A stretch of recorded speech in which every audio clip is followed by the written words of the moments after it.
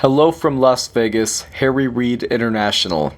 If you are watching this video, it means I have graduated high school, and it is now the perfect time for me to upload my trip report on the last flight I took before that pivotal moment in my life. A flight so uneventful, yet so meaningful to me. A route that I have done before, yet one that I would never before have thought about this way. So I'm looking forward to sharing this special trip report with all of you on Southwest Airlines, Las Vegas to Bozeman Yellowstone, Flight 1840, aka my last flight in high school.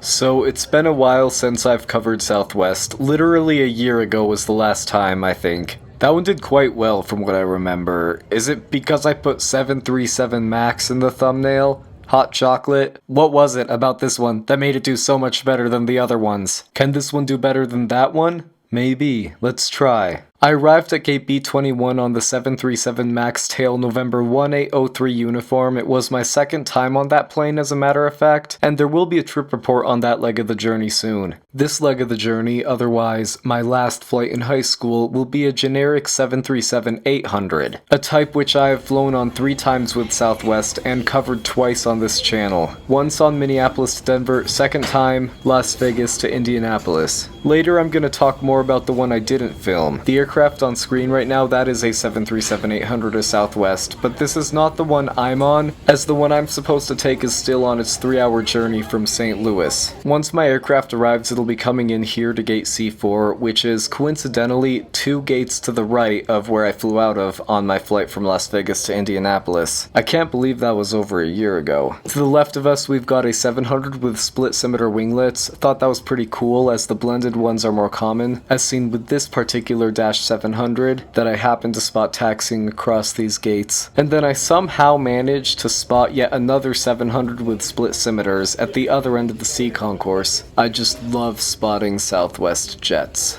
2 weeks after this flight, I would be set to graduate high school, and I would upload this video by that time. So yeah, if you are watching right now, that means I've officially graduated, and I really don't know what to think about that. I mean, the earliest trip report on my channel is United Flight 182, Denver to Frankfurt, and that was filmed during my sophomore year. I could never have imagined at that time how many flights and different airlines I'd cover between then and graduation. We've gone all over the United States and covered a good portion of Europe. We've done 29 short-haul flights, 3 medium-haul flights, 8 long-haul ones, and I'm set to take a lot more this summer. We've flown on some iconic aircraft and even some special liveries. Personal life aside, my travel experiences since then have been some of the most memorable in my life, and I can't thank my viewers enough for their support. Making these videos has been an enjoyable hobby for me and will probably always be. Now you're probably wondering, this being my last flight in high school, will I be uploading less after this? Well, not yet. In fact, this summer it will be the exact opposite. I've never had such a massive backlog of trip reports, while at the same time being set to take the biggest trip of my life in a few weeks, which will grow my backlog even more. I have content coming this summer, and I hope you're all excited for what's to come. By the way, maybe you should subscribe so you don't miss anything. Anyways, but after summer, yes, I won't be uploading nearly as much. You know, I'll be in college, I'll have to focus heavily on that. Plus, I won't be flying nearly as much as I did during my high school years. As a matter of fact, the next flights I take after summer will be in December, though I could probably sneak in some takeoff and landing videos from other trip reports in the meantime. It's just that trip reports will be halted for several months after summer ends, and that won't be because I lost interest, it'll be because I'll have other things to focus on and I won't really be flying. But we don't have to worry about that now. Summer hasn't even begun for me as of the time I'm recording this. So yeah, hope you're all excited for what's to come this summer. While I was waiting for my plane, I spotted this United 737NG from a distance. That's November 35236, the exact aircraft I took from Denver to Bozeman in the double trip report I did a while ago. You know, the leg of the journey that I fell asleep on, the first time I took UA 778. Thought it was cool that I was seeing it again in Las Vegas, and yes, it's in the new livery now. After 35236 disappeared from view, along came the lucky star selected to perform my last flight before graduation. November 8635 Foxtrot, a 9-year-old Boeing 737-800. Relatively new, but old compared to Southwest's other 800 NGs. What's kinda sad is that they'd originally put the Lone Star 1 livery on my flight. That would have been awesome, to have Lone Star 1 perform such a significant flight in my life, but of course they had to switch it to this normie. Whatever, I took Missouri 1 once, I guess that's enough. Still though, seeing this plane move into my gate hit real hard. For everyone else on board, this is just a flight on a random Southwest plane. But for me it's so different. This plane, in a way, marks the end of such a big chapter in my life. Not to mention that I'm glad to actually be doing a trip report on this route. This is the third time I'm doing this route, except my first time taking it was in the opposite direction. I didn't bother filming that one, nor did I bother filming the second time I took the route, and I kinda regret that. So yeah, even if this wasn't my last flight in high school, I probably would still film it. I'll talk a bit about my other experiences on this route once we're on board. If you know Southwest, you'd know that they have a rather unusual boarding process. Your boarding position depends on how soon you check in, and once you're on board you can select any seat you want. Yeah, that boarding process. I got position B58 for this flight. Not great, but it should still give me some open window seats.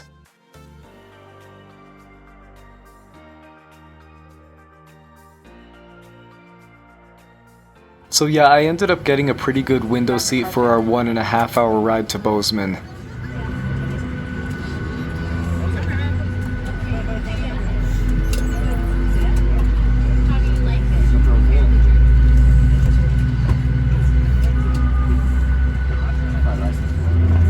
If we could have your attention for just a moment, I'd like to point out safety features of this Boeing 737-800. The safety information for the straps tighten.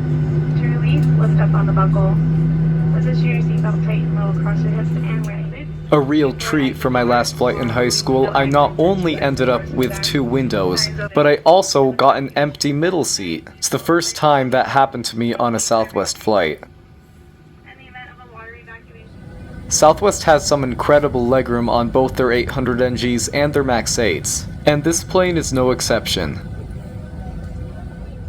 This being a 9-year-old 737NG, it's got the sky interior with mood lighting, but the aircraft hasn't been retrofitted with the heart interior as you can see. It still has these old seats. This particular 738 is of the November 86 tail number series. These, along with the November 83 tails, were built before Southwest introduced the heart interior. And not many of them have been retrofitted, so if you get one of those tail numbers on a 737-800 of Southwest, you'll probably get this interior. But the November 85 tails were built after Southwest introduced the heart interior, so all of those should have it. My first Southwest trip report was actually on one of those newer 800s. If needed, lower oxygen mask will drop from the compartment overhead. To activate the flow of oxygen, pull down on the mask until the plastic tubing is fully extended. Place the mask over your nose and mouth and breathe normally. Secure the mask with the elastic strap. Although oxygen will be flowing, the plastic bag... Like I said before, this is my 3rd time doing this route, 2nd time in this direction. All of those were on Southwest, though Allegiant does the route too. The last time I did this route was almost exactly a year ago. I did Las Vegas to Bozeman on a 737-700, November 444 Whiskey November, nothing worth mentioning about that one. But a few months before that, I did Bozeman to Las Vegas on a 737-800 like this, November 8637 Alpha, the twin sister ship of the one I'm on in this video. But that wasn't the only thing worth noting about that plane. At that time, 8637 Alpha was still painted in the Canyon Blue livery, and was one of the last 800 NGs in those colors. I might make a YouTube post in the future talking more about my experience on that flight, but words can't describe how much I regret not filming that flight, especially since 8637 Alpha was repainted a few months later, and then, eventually, there were no Canyon Blue 800s left. Yeah, But I also think it's pretty cool that when I took that flight, I had no idea that in over a year, I'd take my last flight in high school on the opposite route on the literal twin sister ship.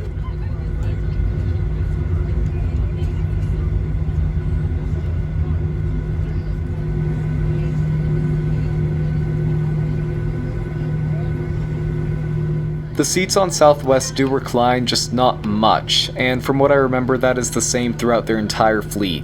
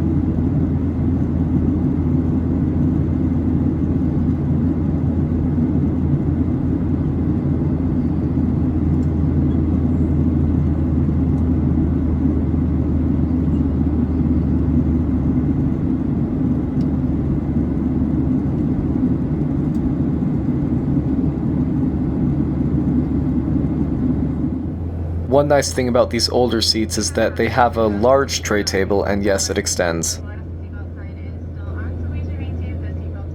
Seat pocket contents include the safety card as usual, the air sickness bag, and finally, a beverage menu.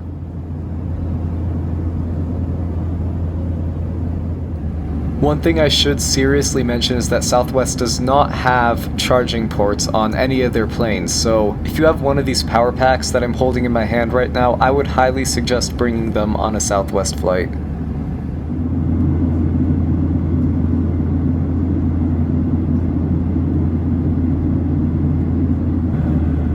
Took longer than usual, I'd say, but eventually the cabin crew came around with complimentary service.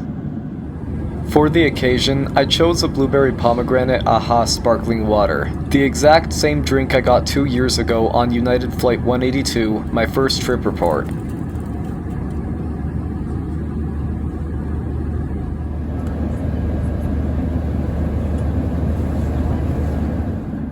On every Southwest flight I've taken before this that was longer than an hour, the crew served snack mixes along with the beverages.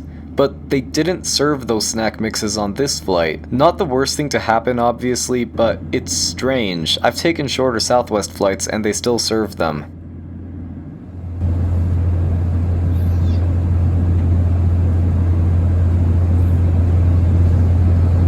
See that out the cockpit, there we go, a few bumps. Okay, for the aircraft, just tough on your ankles. If you're up and about, so please check your seatbelts, fasten doors in front of you, so they can also take their seats. Flight attendants, please secure the cabin for arrival. Sit on down. Alrighty folks, you heard the captain.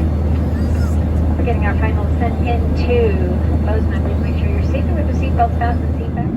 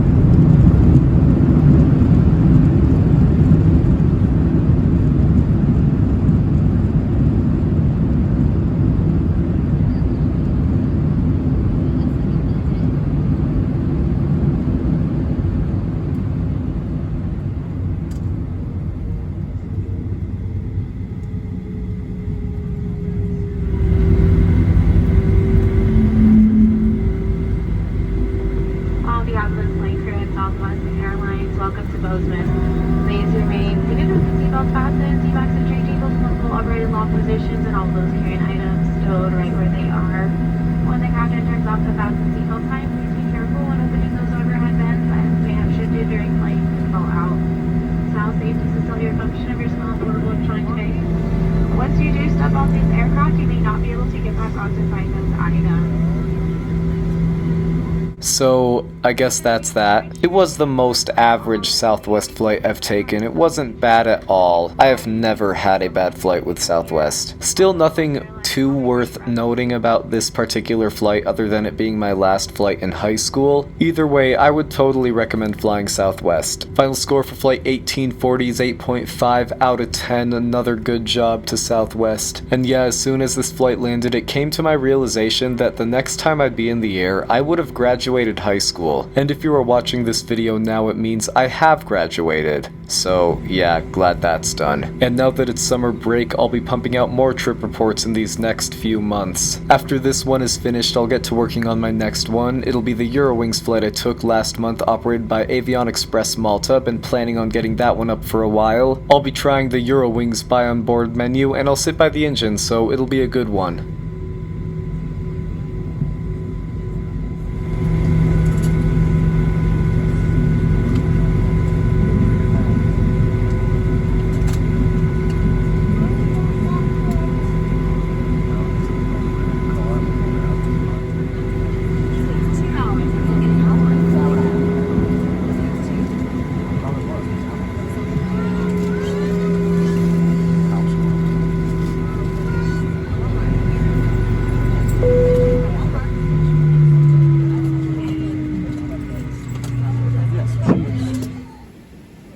Honestly, I'm both sad and excited at the same time to graduate high school, so getting off this plane was a bittersweet moment, knowing that by the next time I step on board one of these, I will have actually graduated.